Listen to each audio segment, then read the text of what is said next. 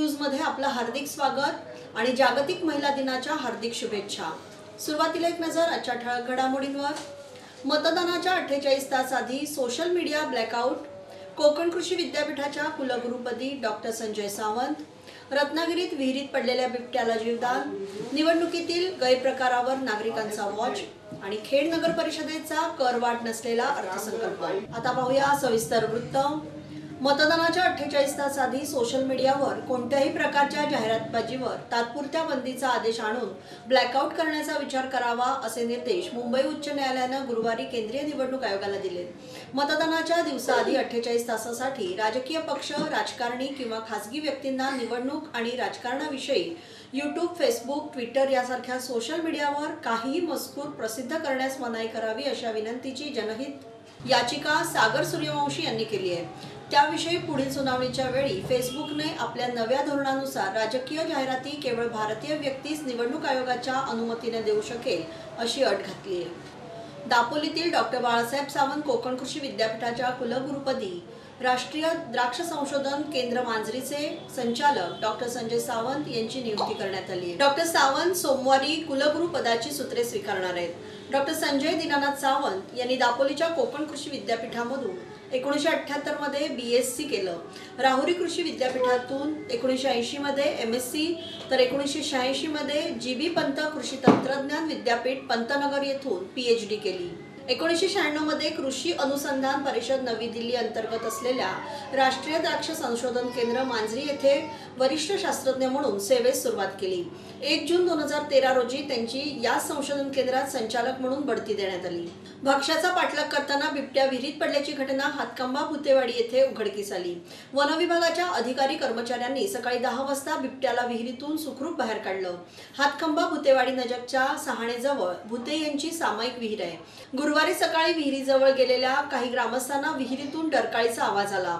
त्यानंतर त्यातील काहींनी विहिरीत पाहिल्यानंतर पंपाजवळ बिबट्या तोंडाने पाईप पकडून बसल्याचं दिसलं। या घटनेची माहिती जिल्हा परिषद सदस्य महेश भाप यांना दिली। त्यांनी तात्काळ वन विभागाच्या अधिकाऱ्यांशी संपर्क साधला। वन विभागाचे वनक्षेत्रपाल कांबळे, वनपाल गुरव, उपळे पाटील, वनरक्षक परमेश्वर डोईफोडे, मिताली कुबल, नानू गावडे, राहुल गुंठे गोसावी यांनी तात्काळ हातखंबा येथे धाव घेतली। लोकसभा निवडणुकीच्या आचारसंहिता भंगाच्या तक्रारी तसेच निवडणुकीत होणारे गैरप्रकार रोखण्यासाठी केंद्रीय निवडणूक आयोगाने CVGL हे मोबाईल ॲप विकसित केले। या ॲपद्वारे नागरिकांना निवडणुकीतील गैरप्रकारांची माहिती प्रशासनाला देणं सुलभ होणार आहे। राज्यात प्रथमच निवडणुकीमध्ये या ॲपचा वापर होणार आहे। आचारसंहितेच्या उल्लंघनाची माहिती देण्यासाठी या ॲपद्वारे फोटो अथवा 2 मिनिटांपर्यंतचा व्हिडिओ काढून तो अपलोड करावा लागणार आहे। यासाठी मोबाईलमध्ये इंटरनेट सेवा आणि GPS लोकेशन ही सुविधा असणं आवश्यक आहे। फोटो अपलोड झाल्यानंतर त्या स्थानाचे लोकेशन संबंधित मतदारसंघातील भरारी पथकाला समजणार आहे। फोटो अपलोड केल्यावर वापरकर्त्याला एक युनिक ID मिळणार आहे। त्याद्वारे ते मोबाईलवर तक्रारीचा पाठपुरावा करू शकणार आहेत। शहरवासियांवर कोणतीही अतिरिक्त करवाढ न लादणारे सन 2019-20 या आर्थिक वर्षाचे शिल्लकी अंदाजपत्रक खेड नगर परिषदेच्या विशेष सर्वसाधारण सभेत सादर करण्यात आलं। या आर्थिक वर्षात गेल्या वर्षीची शिल्लक विविध स्वरूपातील कर वसुली आणि विविध प्रकारच्या अनुदानातून सुमारे 48,65,98,903 रुपयांचं उत्पन्न नगर परिषदेला अपेक्षित असून 45,30,96,078 रुपये खर्च होण्याची शक्यता अंदाजपत्रकात मांडण्यात आली आहे। नगराध्यक्ष वैभव खेडेकर यांच्या अध्यक्षतेखाली नगर परिषद सभागृहात झालेल्या अर्थसंकल्पाच्या खास सभेत सर्वानुमते अर्थसंकल्प मंजूर करण्यात आला। नवतरुणींसाठी वेगळा आदर्श निर्माण करणाऱ्या वडिलांच्या संसाराला हातभार लावण्यासाठी एक उत्तम पाऊल उचललेल्या खेडमधील पहिली महिला रिक्षा चालक मानसी भुवड तसेच स्वतः भाजीपाला पिकवून त्याची स्वतः विक्री करून श्रमिक महिला ज्या आपल्या संसाराचा गाडा आपल्या कष्टाने चालवतात अशा महिलांचा महिला दिनानिमित्त सत्कार आणि पुढील वाटचालीस शुभेच्छा देण्यात आल्या।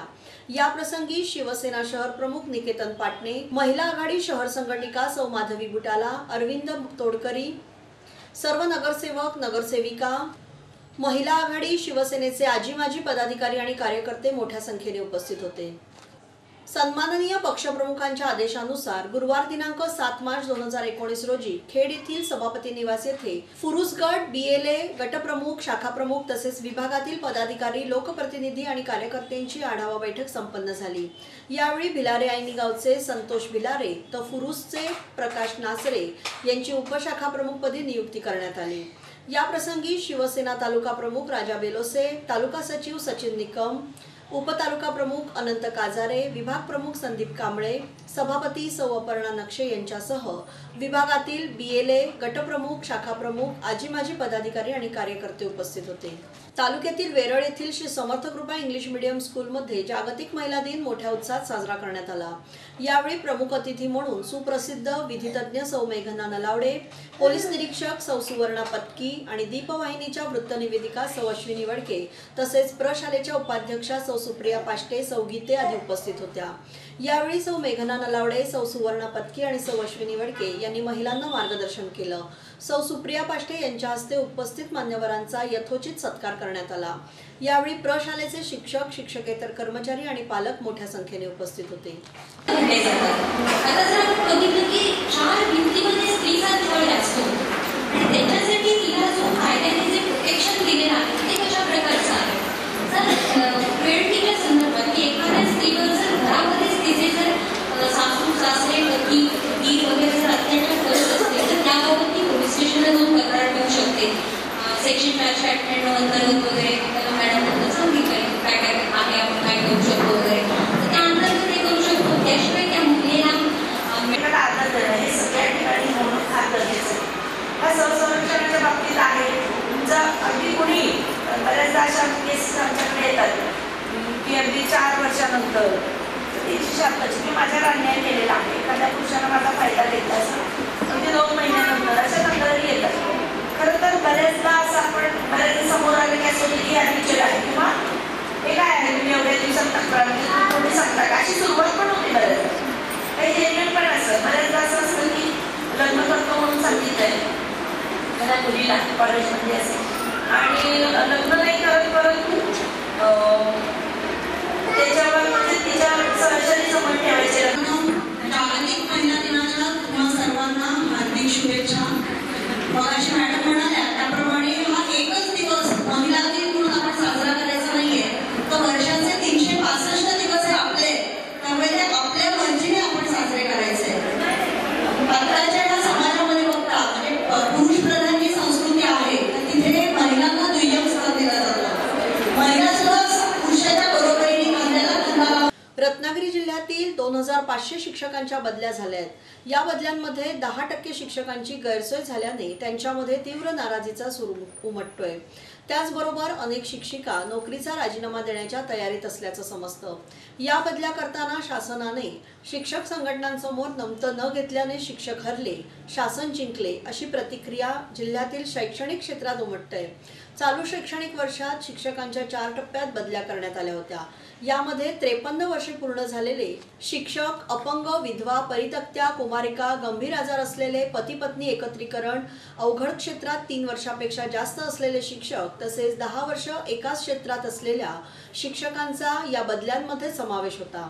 मात्र मागणी करूनही शाळा न मिळालेल्या शिक्षकांच्या या बदल्या करण्यात आल्या आहेत। 15 उमेदवारांच्या जागा जाहीर झाल्या आहेत। पक्षाचे अध्यक्ष राहुल गांधी उत्तर प्रदेशातील अमेठीतून तर सोनिया गांधी या रायबरेली मतदारसंघातून निवडणूक लढवणार आहेत। काँग्रेसने उमेदवारी जाहीर केलेल्या 15 पैकी 11 जागा उत्तर प्रदेशातील तर 4 जागा गुजरातमधील आहेत। सलमान खुर्शीद हे फरुखाबादमधून नशीब आजमावणार आहेत। दरम्यान यूपीत लोकसभेच्या 80 जागा आहेत। बसपा आणि समाजवादी पक्षानं भाजप विरोधात गठबंधन तयार केलंय आणि आता काँग्रेस महागठबंधनात सामील झालंय। लोकसभा निवडणुका मार्च महिन्याच्या पहिल्या आठवड्यात जाहीर होतील अशी शक्यता होती, मात्र अद्यापपर्यंत झालेल्या नाहीत। प्रामुख्याने लोकसभा निवडणुकांचा रणसंग्राम भाजप आणि काँग्रेस या 2 पक्षांमध्येच रंगणार आहे। शेवटी पुन्हा एक नजर आजच्या ठळक घडामोडींवर।